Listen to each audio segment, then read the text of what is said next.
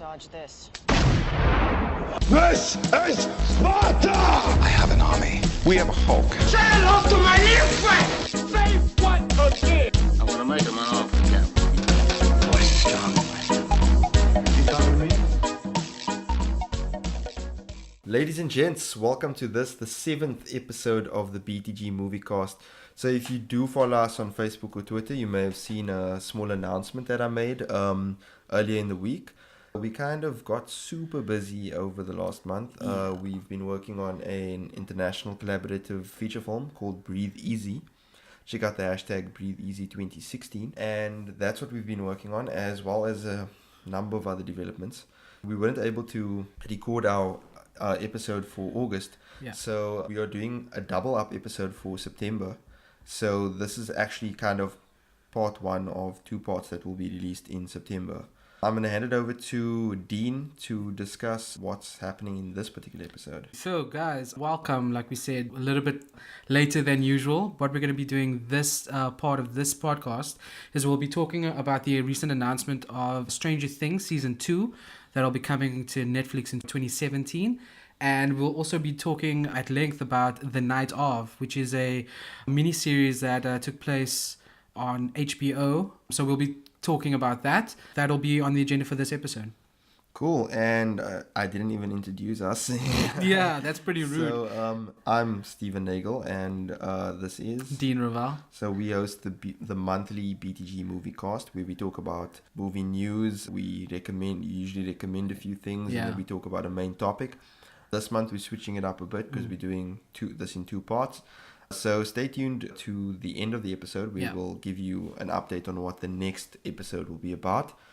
And so without further ado, let's get straight into it. Stranger Things Season 2, absolutely. So everyone knows that Stranger Things Season 1 pretty much took the world by storm. Everyone's kind of raving about it. It was something fresh, something new. Mm-hmm. And I think what's really great about the Netflix shows getting this influx of episodes is that you can binge watch, and it'll be like one of those things where in a weekend you're already caught up with the first season of something.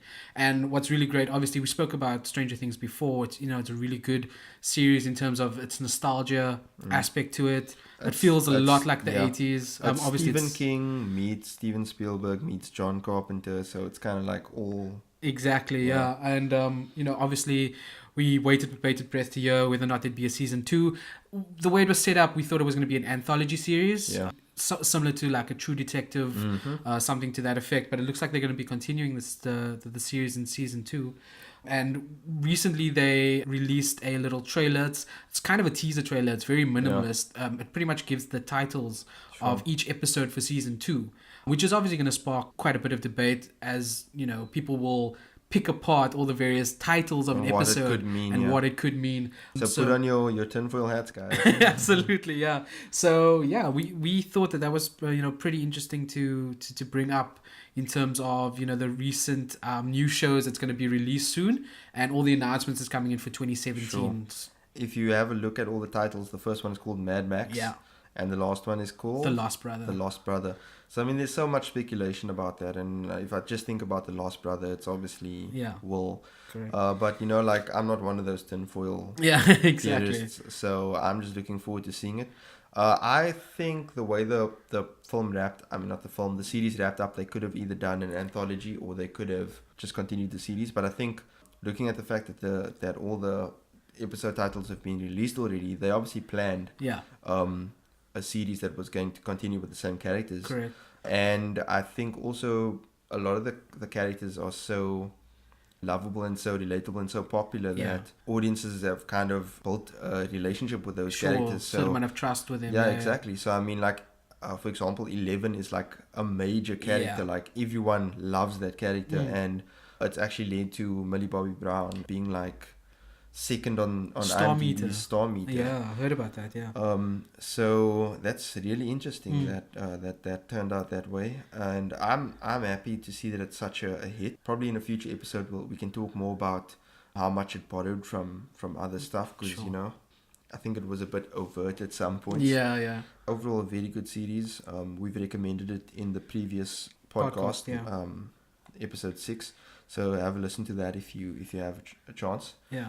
But yeah, that's Stranger Things season 2, and that'll be coming in 2017. That's pretty much all it said on the teaser trailer. So obviously keep a close eye on IMDb and all the other various media outlets as to when exactly it will drop. But as we know, it will all drop at once. So that's pretty cool. which is awesome. Cool. So that's Stranger Things. Yeah. Cool. Next, we'll be talking about The Night Of. Where a lot of strange things happen. A lot of strange things happen, yeah. So, The Night Of is a series that has premiered on HBO in the recent months. And basically, it stars Riz Ahmed, which some of you might remember from Nightcrawler.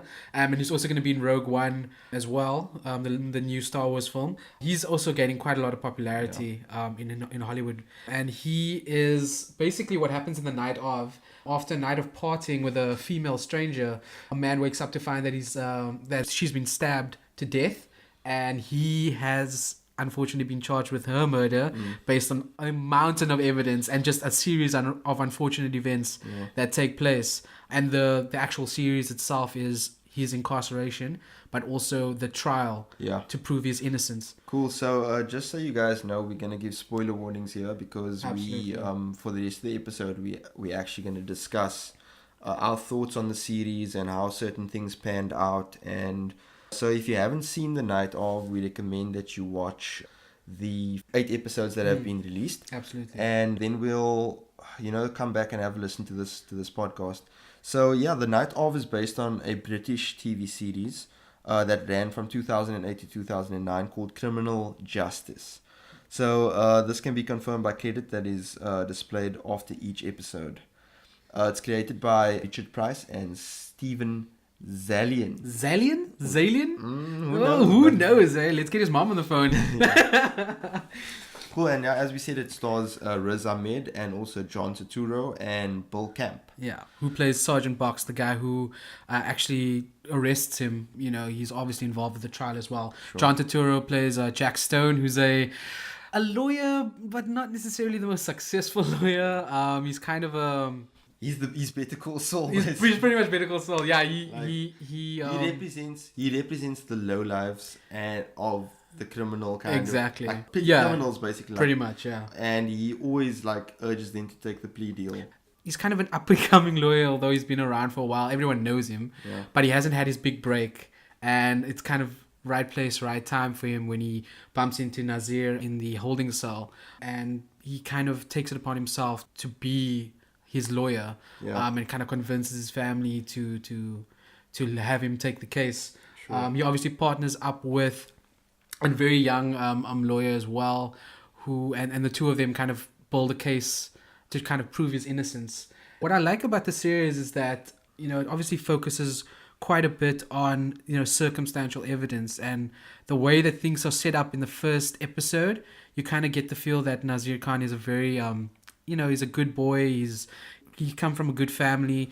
He's a relatively smart kid. But as the series progresses, you kind of find that he's not exactly the most innocent person in the world. Everyone's got a little bit of skeletons in their closet. Yeah. Just to add to the cast that we mentioned, Jeannie Boleyn plays Helen Weiss, who is kind of the DA, the district attorney, who's prosecuting Riz Ahmed's character. Yeah. And then kind of the other young lawyer that's also representing him is played by Amara Karan, and the character's name is Chandra Kapoor. Yeah. So that's kind of the main characters who form part of kind of the core cast. And I think it's such a good show. So the first few episodes, it's procedural drama done excellently. Yeah. The way they show how every little detail unfolds. Usually you watch something like Law and Order, it's very elliptical. Yeah. Something will happen now, they'll show the key moments, someone discovers the crime, then they're on the crime scene and they're investigating, and then they approach suspects. They get leads, then they approach suspects, and that's how you expect the procedural to work. But it's very elliptical. You don't see these moments in between. Correct. But what The Night Of achieves is it shows every little step, every little thing that's happening. Yeah. the cool thing is that you kind of get both sides of the story. You get the investigation. You get actually, I would say 3 elements. Yeah. You get the investigation on behalf of the police and the detective and his communication with the district attorney. Yeah. Then you get kind of the investigation of the defense team. Yeah. And then you also get kind of the prison experience Nazir is experiencing as he's waiting, as he's basically incarcerated while he's on trial. Yeah. It's pretty crazy and pretty interesting. And then you've also got these this kind of like running stories that are running in between as well, with John Turturro's character having foot eczema. Foot eczema, yeah. Which is like, you'd think it would be like a little arc in one episode, but it's throughout the entire series. That's the whole thing. And I actually, I've got to give credit's due for where I heard this. I listened to the Slash Filmcast and they did an in-depth analysis of The Night Of as well. So check that out at slashfilm.com. David Chen, who's like the lead on the podcast, he mentioned also that it's kind of this allegory for the criminal justice system. Yeah. And it's like, it's this thing where all these experts are offering their advice on how to fix it, but nobody actually knows how to fix it. Like, it shows up and then it goes away, and it's just there. It's like part of your existence. And that the same can be said for kind of like in this case, US justice system, where it's like all these people who study for years and work for years, like these detectives, the district attorney, lawyers who are studying for years or whatever, experts in their fields, and they're all coming together, but they're working on this entirely kind of broken system and machine. And it's pretty crazy to kind of see those little elements as well. And also, I was speaking about procedural. You kind of see that the machine of the justice system is kind of broken due to human error. Yeah. Because cops want to get off early, or they miss things on the crime scene that they should be looking into. Yeah. They give you your asthma pump back when it's actually evidence. Exactly. Yeah, it's just like, and that's all because you were struggling to breathe in a holding cell. So there's compassion that obviously gets taken into account. There's human error. There's tiredness. It's it's one of those things where the system isn't always the machine that people would expect it to be or want it to be. You know what I mean? And the thing is, like, it's an interesting look, because the justice system in any country that operates as a democracy is seen as kind of like the standard that, it's constitutional. You know what I mean? It's like it's that it's like a human right to have access to that. Yeah. It's crazy that this thing is kind of put on a pedestal, but it's so broken. It is, like, because at the end of the day, when credits roll at the end of it, so many lives are ruined. Yeah. You think about Nazir's father, whose cab, he lost his cab basically because it was impounded. Yeah. And his partners basically turned on him and excluded him from a reinvestment. His mom, who lost the job purely because she is the mother of someone who's convicted of and not only that, but it broke the relationship between him and his mother, because she doubted him, and he probably can't get over the fact that she doubted him. Absolutely. There's a really powerful line that she says, where she says to the young lawyer that's defending her son, like, did I raise an animal? Which is like a crazy thing for a mother to say, for a mother to kind of question, really. Yeah. It's really, really crazy. And I think sorry to cut you off there. I think it's one of the things we have to mention, like the race issue in The Night Of. Nazir, he's Pakistani. And one of the things that they mention, obviously, as in the pilot episode where they go through the whole night of, he bumps into 2 African American gentlemen on the street, and one calls him Mustafa and mentions something about a bomb. Yeah. It's like, it's one of those things where you can't deny the fact that there's severe racial undertones. And one of the things that Jack Stone, the lawyer, also mentions is that since 9/11 happened, everyone started calling, Muslims Mustafa and Osama and whatever. And the second thing is that there's cameras everywhere, which plays a huge part in the investigation. And it's interesting, it's a segue for something that I also wanted to mention. One thing that I didn't a couple things that I didn't like about the show. Firstly, I get the fact that there was so much physical evidence that pointed to him. Yeah. But it's like they didn't look at a lot of other things. They didn't look at the fact that this was a young woman living in like a massive apartment on her own. Like, where did she get the money? Who might have had other motives? That shit only comes like in episode 7, Exactly. episode 8. The dude that was outside, the one guy, Dwayne Reed. who's basically got the same name as As the a pharmacy. pharmacy, which is brilliant. So, yeah, like it only comes out in episode 7 or 8. Yeah. Where it's like he stabbed people multiple times with knives that he found at their place. So it's like, Exactly. why are these trends coming out so late in the thing? Yeah. And I mean, I get that it's a slam dunk in terms Yeah. of the evidence that is against Nazir, but at the same time, you have to explore all the avenues. Exactly. You know what I mean? And I think there's also like a very crucial moment where the DA, she says, when Box brings her new evidence on this other dude that he's now investigated, because he looked at the surveillance and he saw this dude arguing with the victim. Yeah. And she says, we've got more evidence on the kid. Yeah. And I was like, holy shit. Yeah, that tells you everything. It's procedural. It's, it's down the middle. It's like, Yeah. it's not about right and wrong. Exactly. It's about how can I win this case, Exactly. which is It's crazy. Yeah. And not necessarily how can I win this case, but this is the physical evidence that I have, Yeah. I think something that the series does pretty shitty is the young lawyer, her basically becoming Harley Quinn. Yeah, that was... That was very unbelievable for me. Yeah. She's falling in love. Yeah. She's stashing drugs in her vagina and smuggling it into Nazir. That just kind of, I think it was poor treatment of that character as a potential strong female character. And I just think it was so unbelievable and way out there. It was like out of field. It was not cool. I mean, I don't deny that you should have given her some fault. She's a young lawyer, and she could have had some sort of connection with Nazir, but to the extent that they went was a bit, a bit much. Yeah, I agree. And then the other one that I thought was really interesting and captivating at certain points, but it also got a bit fantastical, was his relationship with Freddy. Yeah, I agree. Played by Michael K. Williams. Yeah, a lot of people will know him from The Wire. Yeah. Yeah.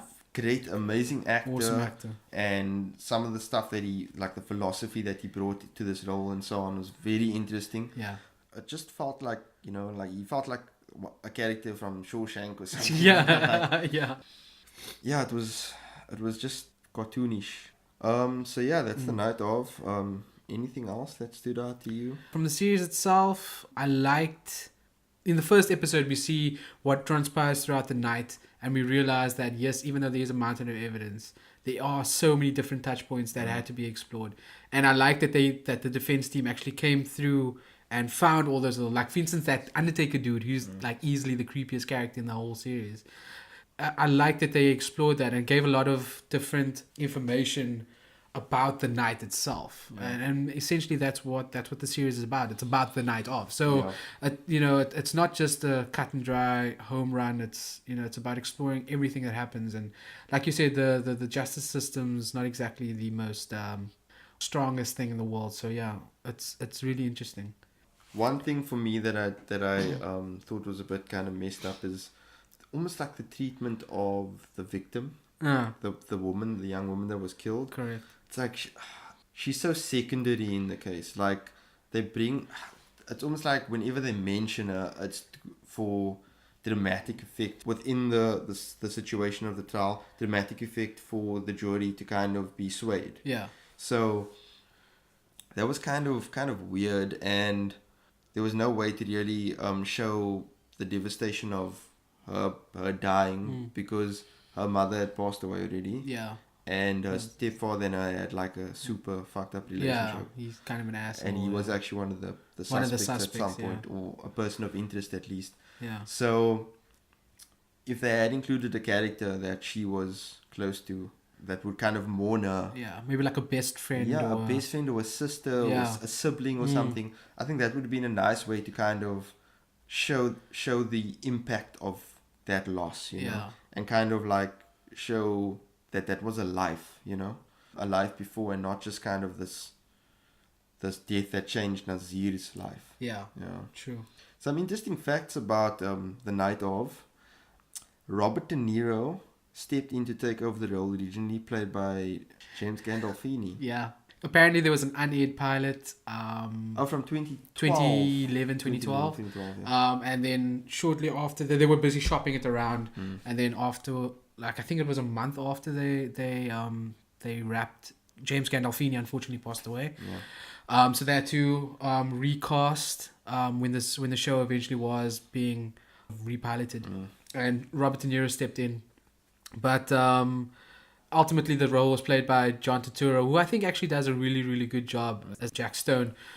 He brings a certain amount of charisma, but at the same time, you know, he does actually do a really great job in he actually has some pearls of wisdom, which is really great. And his closing argument was like fantastic. I really, really enjoyed that. The way he delivered it. Exactly, yeah. Because he took a kind of a back seat throughout most of the trial. And then that moment at the end for him to kind of shine was really good.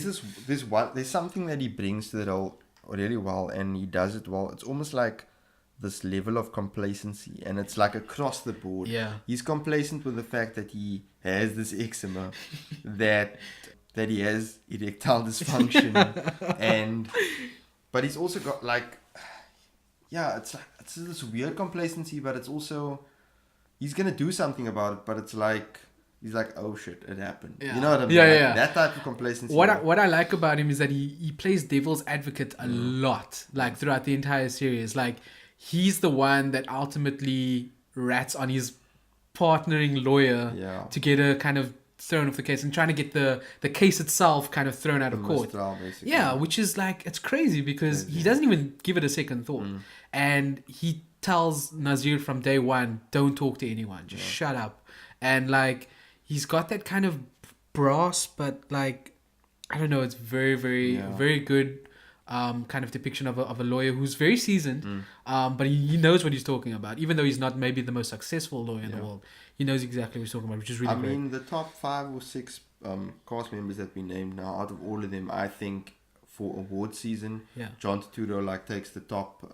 Has to, yeah. Like in terms of his performance, for sure. The young lawyer second, I would say, and also the DA, really good. I think you can't also discredit Michael Kenneth Williams in the series as well. I think for the role that he played, he did an exceptional job. And obviously Riz Ahmed is quite good as well. But I mean, it's a stellar cast. Cool. So that is The Night Of. It's airing on HBO. You should be able to stream it on HBO now as well. Yeah.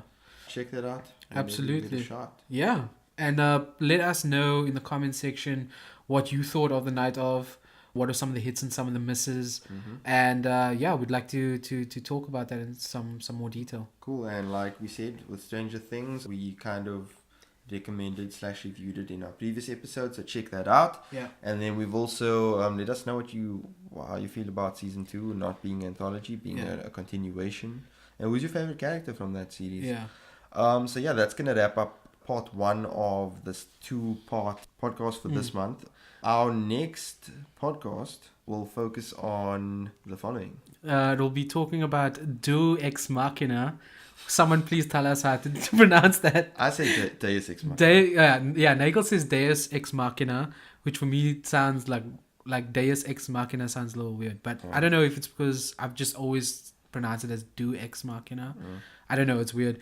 Please tell us. Anyway, that's going to be the second part, the bulk of it. And we'll also be talking about a South African film gaining quite a bit of popularity as well, Nume Skoli, or Call Me Thief. That'll be the subject of the next part of the podcast.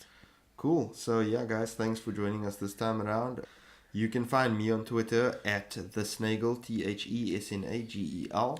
You can find me on Twitter at Dino15. That's at DEENO15. And you can follow our blog, btglifestyle.com. You can follow us on Facebook, facebook.com/BTG Lifestyle. You can follow us on Twitter at BTG Lifestyle. And we're also on Instagram now. Yay! At BTG Lifestyle. So follow us there, guys. Check us out and let us know what you think. If you want to collaborate with us, drop us an email at info@btglifestyle.com. Thanks for joining us, and we'll see you guys soon. Peace. Dodge this. This is Sparta! I have an army. We have a Hulk. Say hello to my new friend! Say what again? I'm gonna make him an